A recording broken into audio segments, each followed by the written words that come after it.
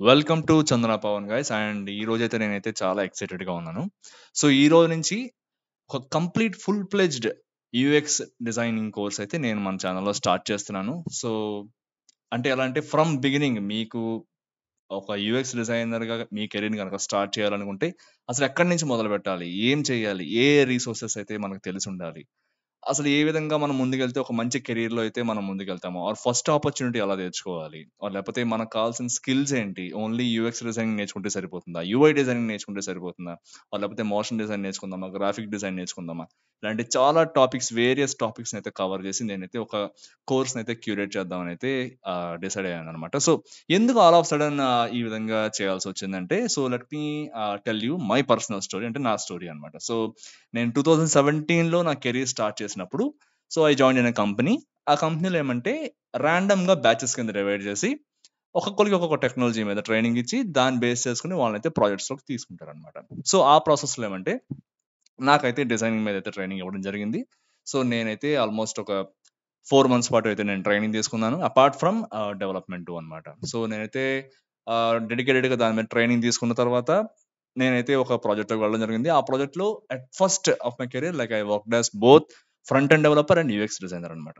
So తర్వాత ఏం జరిగిందంటే, ఇంకా నేను లీడ్ రోల్ తీసుకోవాల్సొచ్చింది ఆ ప్రాజెక్ట్‌లో. So I continued my journey as a UX designer. Because I like problem solving at that time more than developing solutions అనమాట. సో నాకు ఆ ప్రాసెస్ అయితే నేను ఎంజాయ్ చేశాను ఆ ప్రాసెస్‌ని అంతా కూడా. సో ఆ పర్టిక్యులర్ టైమ్‌లో ఏమైందంటే, సపోజ్ నాకేమైనా కొత్త ఇష్యూ వచ్చిందనుకోండి. ఏదైనా టూల్‌లో ఏదైనా నేర్చుకోవాలనుకుంటే, ఆ పర్టిక్యులర్ ఇష్యూ గురించి నేను సెర్చ్ చేస్తే ఎక్కడ కూడా దొరికేది కాదు. ఇప్పట్లాగా యూట్యూబ్ గాని మీరు చూస్తే ఉడేమీ అని ఉంటాయి. ఇలా ఉడేమీ కోర్సెస్‌లో కూడా ఎక్కడ కూడా ఇంత వాస్ట్‌గా సోర్సెస్ అయితే మనకెప్పుడు అవైలబుల్‌గా లేవు friends ఇప్పుడున్నట్టుగా.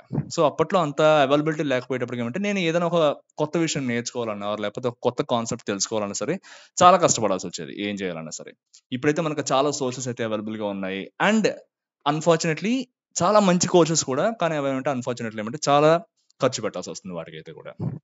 So, why can't I do something to the community? Why can't I help it అని చెప్పి నేననుకున్నాను. సో ఆ థాట్ ప్రాసెస్‌లో నాకొచ్చిన ఐడియానే ఈ కంప్లీట్ కోర్స్‌నైతే మీ ముందుకు తీసుకురావడం అన్నమాట. సో, ఐ థింక్ ఆహ్, ఆఫ్టర్ ఆహ్, ఆ కంపెనీ తర్వాత నేను మళ్ళా ఇంకో కంపెనీ మారాను. తర్వాత వేరే కంపెనీ మారాను. సో, ఈ పర్టిక్యులర్ కంపెనీస్‌లో మారిన తర్వాత నాకున్న వాస్ట్ ఎక్స్‌పీరియన్స్ అంతా యూజ్ చేసి, సో, ఆ నాలెడ్జ్ అంతా మీ ముందుకైతే తీసుకొద్దాం అని చెప్పి నేనైతే అనుకుంటున్నాననమాట. సో, నాకైతే ఆల్మోస్ట్ కామర్స్, బీఎఫ్ఎస్ఐ, తర్వాత ఆటోమొబైల్, తర్వాత ఇంటర్నల్ పోర్టల్స్ లేకపోతే ఎంటర్‌ప్రైజ్ పోర్టల్స్ గాని, ఇలా వేరియస్ డొమైన్స్ మీద అయితే నాకు కంప్లీట్ అయితే అండర్‌స్టాండింగ్ ఉంది. అండ్ కమాండింగ్ అయితే కూడా ఉందనమాట. డిజైనింగ్ అయితే ఆల్మోస్ట్ కమాండింగ్ ఉందనమాట. సో, వేరియస్ టూల్స్ మీద కూడా నేనైతే వర్క్ చేశాను. వేరియస్ కంపెనీస్‌లో పనిచేస్తున్నప్పుడు. సో, ఈ కంప్లీట్ నాలెడ్జ్‌ని అయితే మీ ముందుకు తీసుకొద్దాం అని చెప్పి నేనైతే అనుకుంటున్నాననమాట. సో, పర్టిక్యులర్‌గా ఎవరైతే ఈ ఫీల్డ్‌లోకి వద్దాం అనుకుంటున్నారో, ఆర్ ఈ ఫీల్డ్‌లో కంటిన్యూ చేస్తూ ఇంకా కొత్తగా ఏమైనా నేర్చుకోవాలనుకుంటున్నారో వాళ్ళందరికైతే ఖచ్చితంగా ఈ కోర్స్ అయితే ఉపయోగపడుతుందని నేను అనుకుంటున్నాను. ఎందుకంటే ఫ్రమ్ డెప్త్ అనమాట. ఆర్ మీకు చూసుకున్నారంటే చాలా ఆహ్, మీరు యూట్యూబ్‌లో కూడా ఎక్కడ కవర్ చేయనటువంటి చాలా అయితే కాన్సెప్ట్స్ అయితే నేను కవర్ చేస్తాను. ఆల్మోస్ట్ నేను ఈ పర్టిక్యులర్ కోర్స్ యొక్క ఓవర్‌వ్యూ గురించి నెక్స్ట్ చెప్తాను. సో, నేను ఎలా డివైడ్ చేశానంటే మొత్తం అంతా కూడా కొన్ని సెక్షన్స్ కింద డివైడ్ చేసుకొని ఈచ్ సెక్షన్‌లో కొన్ని టాపిక్స్ అయితే పెట్టడం జరిగిందనమాట. అవన్నీ మీకు చెప్తాను. సో, అసలు ఫస్ట్ ఆహ్, ఈ ఈ టాపిక్‌లోకి వెళ్ళే ముందు అసలు ఎందుకు యూఎక్స్ డిజైనింగ్ నేర్చుకోవాలి? ఆర్ లేకపోతే ఎందుకు ఈ మధ్య కాలంలో UX designing or UI designing అంటున్నారు? దాన్ని ఎందుకు నేర్చుకోవాలి?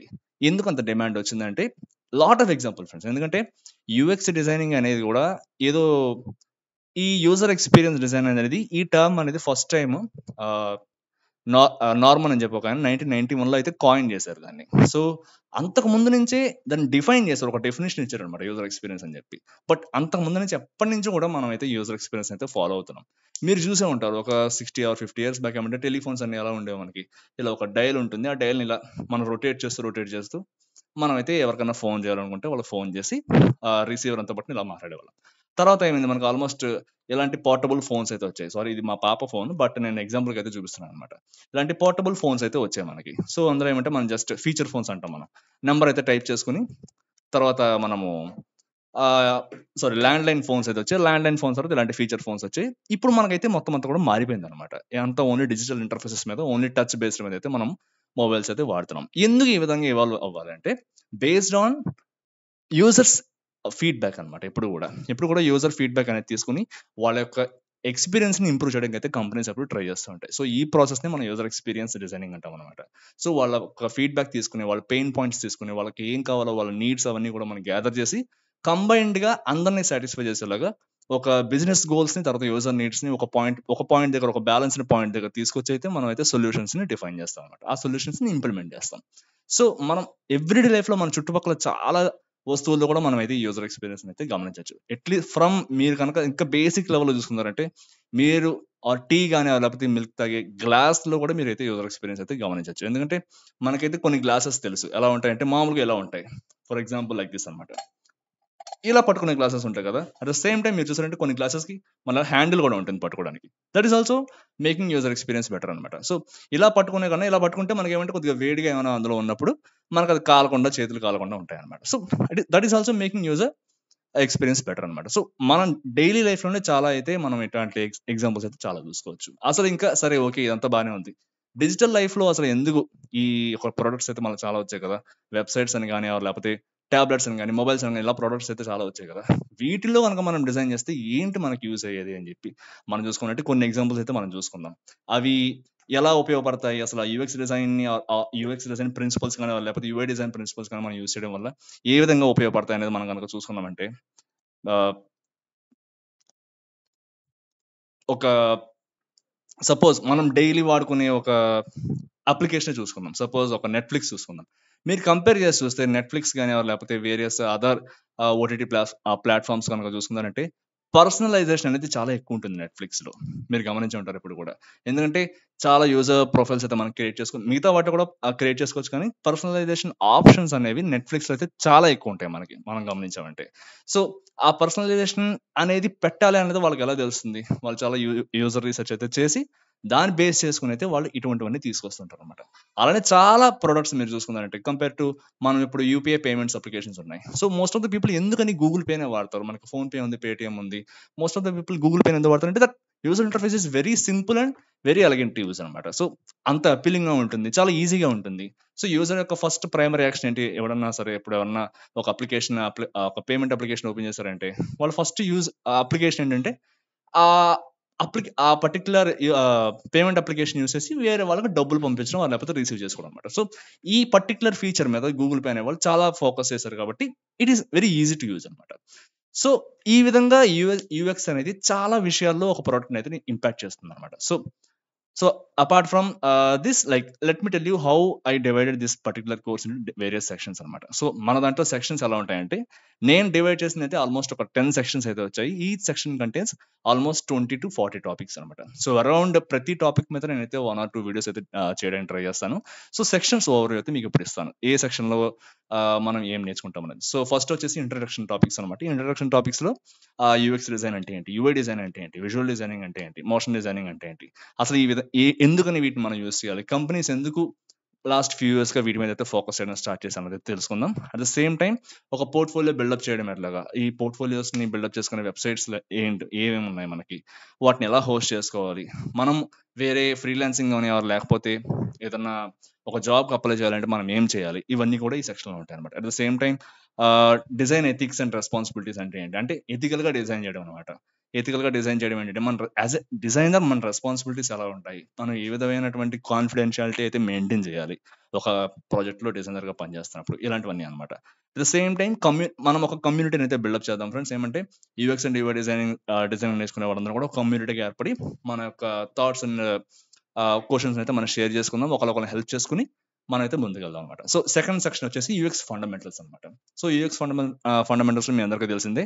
యూజర్ రీసెర్చ్ మెథడ్స్ ఏంటి, ఎన్ని రకాల మెథడ్స్ ఉంటాయి మీకు తెలుసా? యూజర్ రీసెర్చ్ మెథడ్స్ ఏంటంటే ఆల్మోస్ట్ 20+ మెథడ్స్ అయితే ఉంటాయి అనమాట. అందులో one of the methods is interviews అనమాట. అండ్ ఇంటర్వ్యూస్ లో కూడా మనకి మనం చాలా సెగ్రిగేట్ చేసుకోవచ్చు. సమ్ ఎగ్జాంపుల్ ఎలా అంటే యాటిట్యూడినల్ ఆర్ బిహేవియరల్ అని కానీ, లేకపోతే generative or summative or formative అని కానీ, లేకపోతే క్వాంటిటేటివ్ ఆర్ క్వాలిటేటివ్ అని కానీ, ఇలా ప్రతి దాంట్లోకి కూడా ఈ యూజర్ రీసెర్చ్ మెథడ్స్ అయితే మనము కేటగరైజ్ చేసుకుని గ్రూప్ చేసుకోవచ్చు అనమాట. సో ఇవి తర్వాత యూజర్ పర్సనస్ అంటే ఏంటి, వాడు ఎట్లా డిఫైన్ చేసుకోవాలి, తర్వాత యూజర్ జర్నీ మ్యాపింగ్ అంటే ఏంటి, కస్టమర్ జర్నీ మ్యాపింగ్ అంటే ఏంటి తేడా, అలాగే ఇన్ఫర్మేషన్ ఆర్కిటెక్చర్ అంటే ఏంటి, అది ఎలా డిఫైన్ చేసుకోవాలి, ఎప్పుడు డిఫైన్ చేసుకోవాలి, అలానే తర్వాత యూజర్ ఫ్లోస్ టాస్క్ అనాలిసిస్ కానీ, లేకపోతే card sorting or wireframing కానీ, లేకపోతే ప్రోటోటైపింగ్.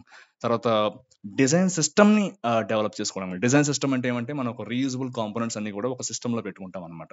అంటే అది ఏమంటే మనకి తర్వాత డెవలపర్స్కి ఏమంటే ఒక గైడ్ లాగా అయితే ఉపయోగపడుతుంది అనమాట. So we being some suppose ఒక అప్లికేషన్ మొత్తం అంతా కన్సిస్టెంట్ గా ఉండడానికి బాగా ఉపయోగపడుతుంది అన్నమాట డిజైన్ సిస్టమ్ అనేది. అందులో మనం అన్ని డిఫైన్ చేసుకుంటాం. లేకపోతే మీరు చూసే ప్రతి ఎలిమెంట్ కూడా డిజైన్ సిస్టమ్ లో ఉంటుంది అన్నమాట. ఫ్రమ్ రేడియో బటన్స్ కానీ, లేకపోతే ఇన్పుట్ ఫీల్డ్స్ అని కానీ, డ్రాప్ డౌన్స్ అని కానీ, కార్డ్స్, ఇలా చాలా అన్నట్టు కూడా డిజైన్ సిస్టమ్ లో ఉంటాయి. సో ఇవి ఎలా డిజైన్ చేసుకోవాలి. అలానే తర్వాత ఆ, ఇంకా నెక్స్ట్ సెక్షన్ వచ్చి యూఎక్స్ డిజైన్ ప్రిన్సిపల్స్. ఏ ప్రిన్సిపల్స్ ఉంటాయి. కొంతమంది ఫేమస్ పీపుల్ ఏమంటే, సైంటిస్టులు ఏమంటే చాలా రీసెర్చ్ అయితే చేసి కొన్ని ప్రిన్సిపల్స్ అయితే వాళ్ళు కనుక్కున్నారు అనమాట. అంటే హ్యూమన్ బిహేవియర్ అనేది ఎప్పుడు ఏ విధంగా వర్క్ అవుతుంది అన్న దాని మీద చాలా ప్రిన్సిపల్స్ అయితే వాళ్ళు కనిపెట్టడం జరిగింది. సో అవన్నీ ఏంటి, ఎలా ఉంటాయి, ఆ ప్రిన్సిపల్స్ ఏంటి, తర్వాత డిజైన్ ప్యాటర్న్స్ అంటే ఏంటి, తర్వాత మెంటల్ మోడల్స్ అంటే ఏంటి, అలానే బెస్ట్ ప్రాక్టీసెస్ ఏమంటాయి డిజైనింగ్ లో. At the same time responsive web design అంటే ఏంటి, అడాప్టివ్ డిజైన్ అంటే ఏంటి. మీరు చూసినట్టే రెస్పాన్సివ్ వెబ్ డిజైన్ తర్వాత అడాప్టివ్ డిజైన్ ఒకటి కాదు ఫ్రెండ్స్, రెండు డిఫరెంట్ అనమాట. మనకు రెస్పాన్సివ్ వెబ్ డిజైనింగ్ లో కోడ్ ఎప్పుడు కూడా ఒకటే ఉంటుంది అనమాట. బట్ అడాప్టివ్ డిజైన్ అలా కాదు. మనం ఏ డివైస్ లో అయితే మనం యూజ్ చేస్తున్నామో ఆ డివైస్ తగ్గట్టుగా మనం కోడ్ అనేది మారిపోతూ ఉంటుంది. సో ఈ విధమైన తేడా అనేది యూఎక్స్ డిజైనర్ గా మనం ఎలా గుర్తించాలి, ఏ విధంగా మనం డిజైన్ చేయాలి. అలానే కలర్ థియరీ అండ్ సైకాలజీ అనమాట. సో మనం చూసే ప్రతి కలర్ కూడా మన యొక్క బ్రెయిన్ మీద అయితే ఇంపాక్ట్ అయితే చూపిస్తుంది ఫ్రెండ్స్. సపోజ్ మీరు చూసారంటే, మీరు ఎప్పుడైనా యూట్యూబ్ వీడియోస్ చూసారంటారు. మీరు చాలా మంది షార్ట్స్ కానీ, లేకపోతే తమ్నెల్స్ కానీ చూసుంటారు. సపోజ్ ఒక ఫుడ్ వీడియో ఉందనుకోండి, ఒక ఫుడ్ బ్లాగర్ ఎవరైనా ఉన్నారనుకోండి, వాళ్ళ వీడియోలో మెయిన్ గా ఎప్పుడు కూడా ఒక బిర్యానీ ఆర్ సంథింగ్ ఏదైనా పెట్టారంటే రెడ్ కలర్ ఉండేలా చూసుకుంటారు. ఎందుకంటే red stimulates that kind of hunger in our minds అనమాట. సో ఎందుకు ఒక్కొక్క కలర్ కి ఒక్కొక్క ప్రత్యేకత అయితే ఉంటుంది అనమాట. కూల్ అనేవన్నీ కూడా బ్లూ, తర్వాత గ్రీన్, ఇలాంటివన్నీ కూడా కొన్ని కూల్ కలర్స్ లోకి వస్తాయి. రెడ్, ఎల్లో, ఆరెంజ్ ఇవన్నీ కూడా వార్మ్ కలర్స్ లోకి వస్తాయి. అలానే కలర్ హార్మోనిస్ ఉంటాయి, కలర్ ప్యాలెట్స్ ఉంటాయి, తర్వాత కలర్ టోన్స్ ఉంటాయి, తర్వాత ఇలా చాలా ఉంటాయి అన్నమాట కలర్స్ లో కూడా మనం మాట్లాడుకోవాల్సింది. సో ఇవన్నీ డిస్కస్ చేస్తాం అన్నమాట ఈ సెక్షన్ లో. అలానే టైపోగ్రఫీ అంటే ఏంటి, బేసిక్స్ ఏంటి, అసలు ఏంటి సెరిఫ్ అంటే ఏంటి, సాన్స్ సెరిఫ్ అంటే ఏంటి, ఎన్ని రకాల టైప్ ఫేసెస్ ఉంటాయి, టైప్ ఫేస్ అంటే ఏంటి, తర్వాత ఫాంట్ ఫ్యామిలీస్ అంటే ఏంటి, ఇవే ఉంటాయి ఇందులో కూడా. అలానే మనకి కొంతమంది పిక్సెల్ అంటూ ఉంటారు, ఇన్ని పిక్సెల్స్ అన్ని పిక్సెల్స్ అంటారు. తర్వాత కొంతమంది పీటీ అంటారు, పాయింట్స్ అంటూ ఉంటారు. అసలు ఏంటి తేడా, పిక్సెల్స్ కి పాయింట్స్ కి ఏంటి తేడా, ఇవి కూడా మనం డిస్కస్ చేసుకుందాం అనమాట. At the same time visual hierarchy and information presentation అనమాట. సపోజ్ మీరు చూసారంటే ఒక వెబ్సైట్ ఒక పెద్ద హెడింగ్ వచ్చేసి స్టార్టింగ్ లో ఉంటుంది, తర్వాత చిన్న చిన్న హెడింగ్స్ అన్ని కూడా కింద ఉంటాం. ఎందుకు అలా పెట్టాలి, ఎప్పుడు కూడా పెద్ద హెడింగ్ ఎప్పుడు పైన ఉండాలి. అండ్ దాంతో మీరు చూసారంటే మనం H1 అంటాం. ఎవరికైతే HTML ఆర్ CSS3 మిగిలిన ఫ్రంట్ ఎండ్ డెవలప్మెంట్ అయితే వర్క్ ఐడియా ఉందో వాళ్ళకి తెలిసి ఉంటుంది. ఎప్పుడు కూడా ఒక పేజ్ లో ఒక H1 ఉంటుంది, మిగతావన్నీ కూడా H2 H3 ఇవన్నీ ఉంటాయి అనమాట. ఎందుకు ఈ విధంగా పెట్టారు, ఇలా ఎందుకు చేయాలి. అలానే తర్వాత యూజర్ ఎమోషన్స్ ని ఎవోక్ చేసేలా డిజైనింగ్ అనేది ఎలా చేయాలి. సో ఇది ఒక టాపిక్ అనమాట. సో ఇది ఒక సెక్షన్. ఆ తర్వాత వచ్చి UX design tools and techniques అనమాట.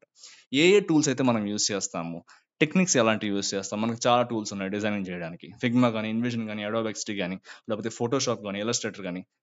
ఇందులో ఏ టూల్స్ ని దేనికైతే యూజ్ చేస్తారు.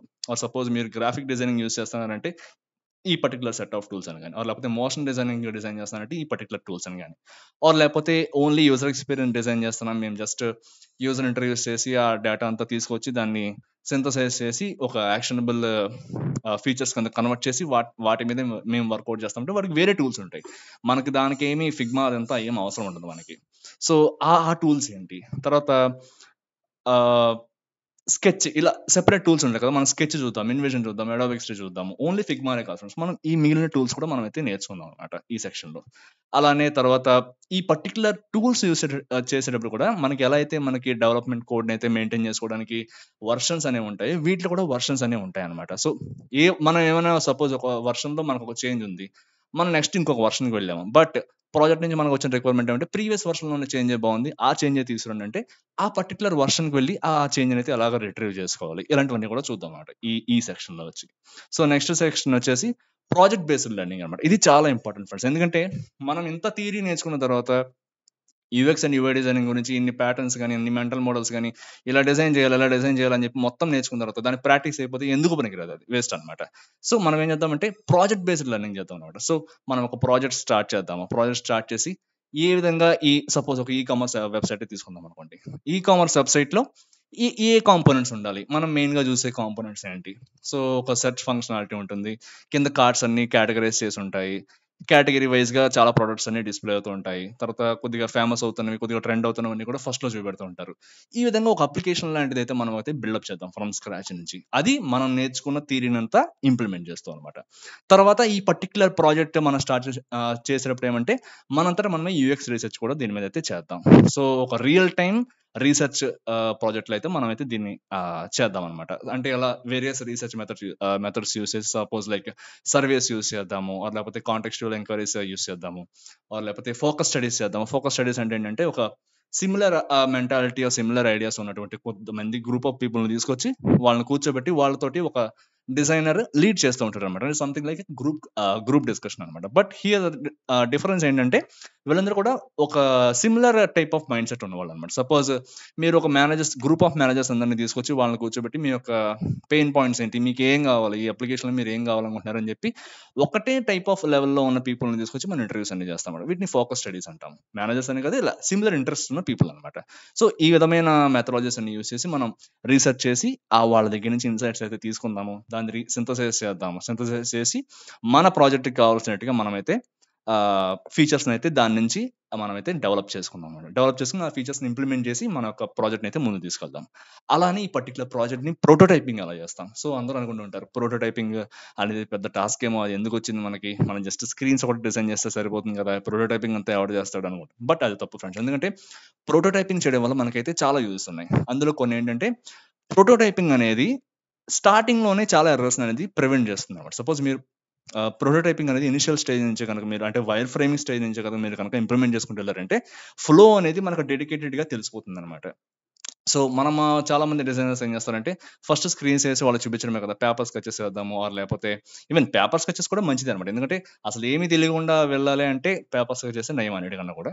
కానీ కొద్దిగా తెలిసిన తర్వాత ఏమంటే ప్రోటోటైపింగ్ గనుక వేసి ఒక ఫ్లో చేసి చూపించామంటే మనకి ఇమ్మీడియేట్‌గా ఒక ఎర్రర్ ఇక్కడ ఉంది ఆర్ లేకపోతే ఇక్కడ పర్టిక్యులర్ ప్లేస్‌లో యూజర్ అయితే కన్‌ఫ్యూజన్ ఫీల్ అవుతున్నాడని చెప్పి మనకు వెంటనే తెలుస్తుంది ప్రోటోటైపింగ్ వల్ల. At the same time prototyping చేయడం వల్ల ఇంకొక యూజ్ ఏమంటే మీ అందరికీ తెలుసు కార్బన్ ఫుట్ ప్రింట్ అంటూ ఉంటారనమాట. ఏంటంటే మనం డిజిటల్‌గా ఏ ఇంటరాక్షన్ చేసినా ఆర్ లేకపోతే మనం ఫోన్ ఓపెన్ చేసినా, యూట్యూబ్‌లో స్క్రోల్ చేసినా ఆర్ లేకపోతే ఇన్‌స్టాగ్రామ్‌లో మనం ఇలా స్వైప్ చేసి కిందకి ఇన్ఫినిటీ స్క్రోలింగ్ ఉంటుంది కదా! అలా ఏం చేసినా సరే ఒక నిమిషానికి some amount of carbon dioxide అయితే మనకి ఆహ్, అట్మాస్ఫియర్‌లోకి అయితే రిలీజ్ అవుతుంటుంది ఫ్రెండ్స్. ఇదేమంటే డిజిటల్‌గా రిలీజ్ అవ్వడం అన్నమాట. అంటే ఇదంతా కూడా పర్టిక్యులర్‌గా ఏదో ఫోన్‌లో ఉంటే మనకు కనబడదు. ఏంటి మనకేం కనబడదు కదా! ఎలాగా ఎమిట్ అవుతుందంటే ఈ పర్టిక్యులర్ సిస్టమ్ అంతా వర్క్ చేయడానికి వేరే చోట్లంతా కూడా మన సర్వర్స్ అంతా పెట్టుంటాము.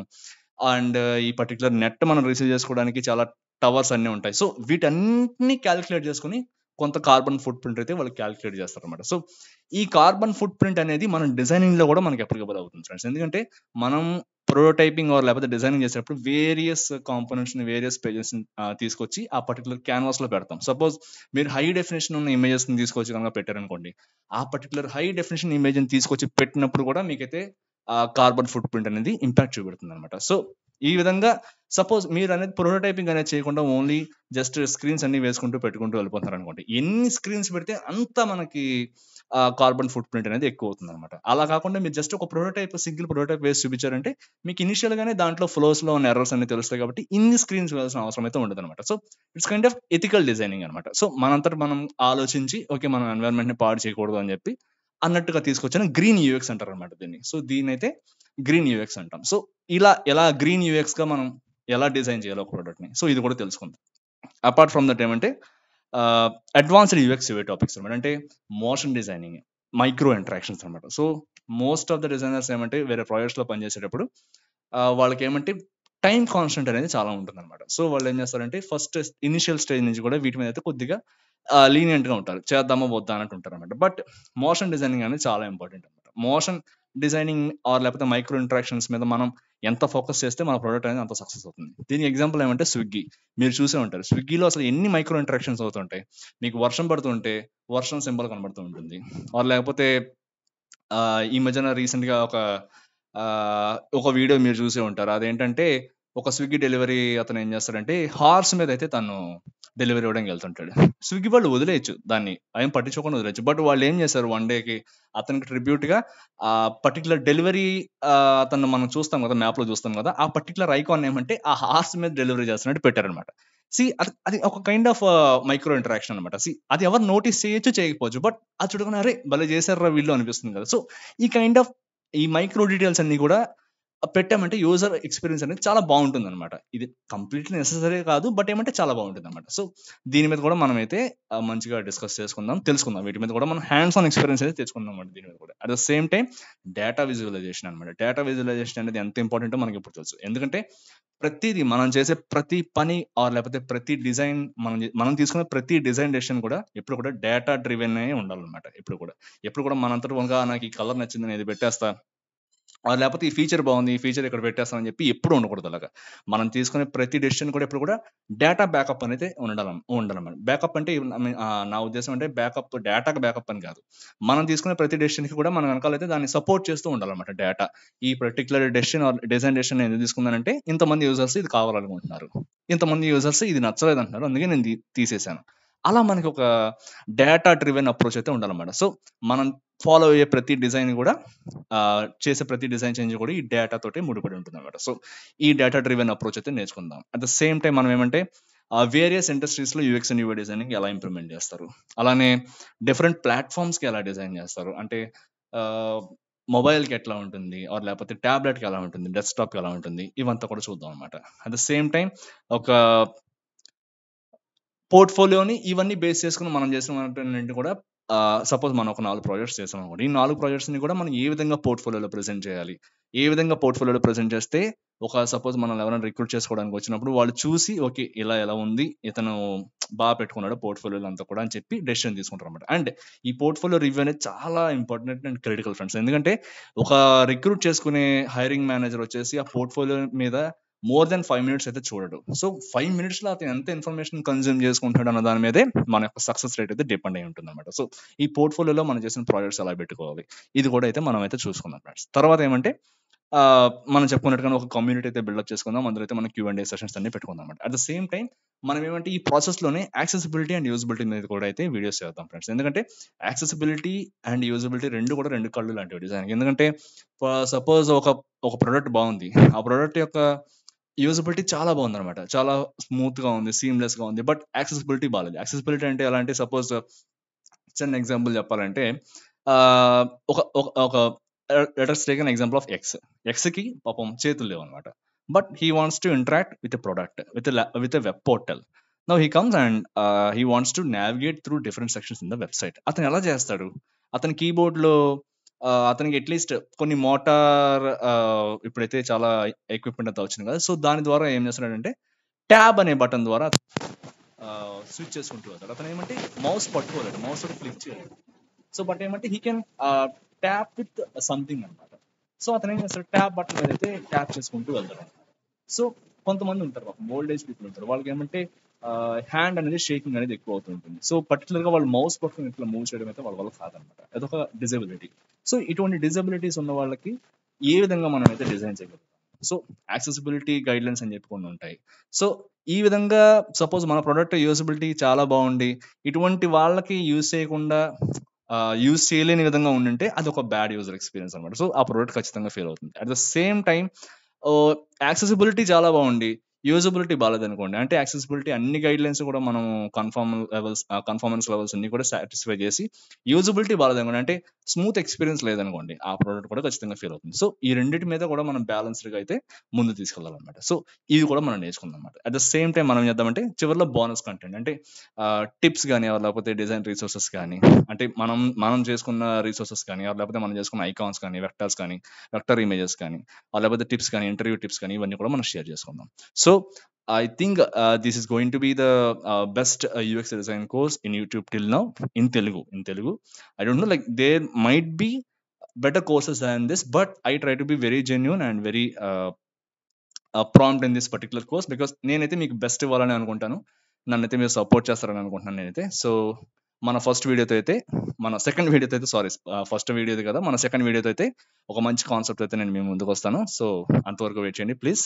And please subscribe to Chandana Pavan, ఎందుకంటే చాలా ఎఫర్ట్ అయితే పెడుతున్నాను ఈ కోర్స్ మీద. సో ఎవరికైతే యూఎక్స్ అండ్ యూఐ డిజైనింగ్ నేర్చుకోవాలంటుందో వాళ్ళందరికైతే షేర్ చేయండి. ఈ విధంగా కోర్స్ స్టార్ట్ చేస్తున్నామని చెప్పి. ఇది ఫ్రీ ఆఫ్ కాస్ట్. నేను ఎప్పుడు కూడా ఏదో డబ్బుల గురించి అయితే చేయాలని కాదు. ఇదైతే ఫ్రీ ఆఫ్ కాస్ట్ అనమాట. సో ఎవరికైతే ఇంట్రెస్ట్ ఉందో వాళ్ళకైతే షేర్ చేయండి. మీకు నచ్చితే సబ్స్క్రైబ్ చేసుకోండి. Thank you very much friends, and will meet up in the next video. By.